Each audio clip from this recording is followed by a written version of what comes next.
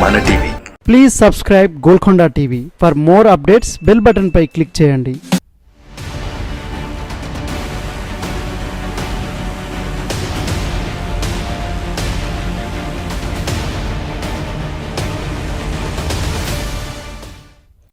ఆంధ్రప్రదేశ్ రాష్ట్రంలో పోలింగ్ పూర్తయి వారం రోజులు అవుతోందనే సంగతి తెలిసిందే. అయితే పోలింగ్ పూర్తయిన తర్వాత ఏపీలోని ముగ్గురు నేతలపై ఎక్కువ మంది బెట్టింగ్స్ కడుతున్నారని తెలుస్తోంది. ఈ ముగ్గురు నేతలు లోకేష్, రఘురామకృష్ణంరాజు, షర్మిల కావటం గమనార్హం. ఈ ముగ్గురిలో గెలుస్తారని కొంతమంది, బెట్టింగ్ కడితే ఓడిపోతారని మరికొంతమంది బెట్టింగ్ కట్టడం గమనార్హం. అయితే వైసీపీ నేతలు, అభిమానులు మాత్రం ఈ ముగ్గురిలో ఒక్కరు కూడా గెలవటం కష్టమని కామెంట్స్ చేస్తున్నారు. లోకేష్ మంగళగిరి నుంచి, రఘురామకృష్ణంరాజు ఉంటి నుంచి పోటీ చేయగా, షర్మిల కాంగ్రెస్ నుంచి కడప ఎంపీ అభ్యర్థిగా పోటీ చేయడం గమనార్హం.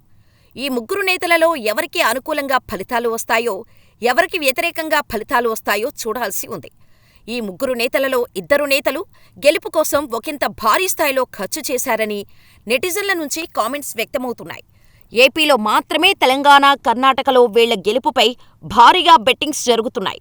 డిపాజిట్ల విషయంలో, మెజారిటీ విషయంలో కూడా బెట్టింగ్స్ జరుగుతున్నాయని భోగట్ట. లోకేష్, షర్మిలలకు ఇప్పటివరకు ఎన్నికల్లో గెలిచిన చరిత్ర లేదు.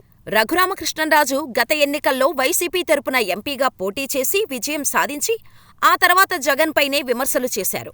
లోకేష్ గత కొన్నేళ్లుగా మంగళగిరిలో గెలుపు కోసం ఎంతో కష్టపడుతున్నారు.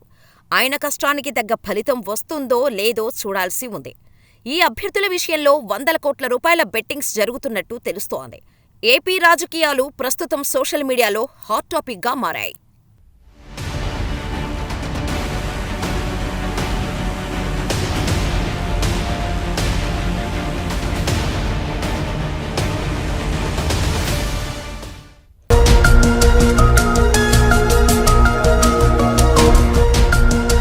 సత్యాలు చెప్పడానికి సాహసం కావాలి.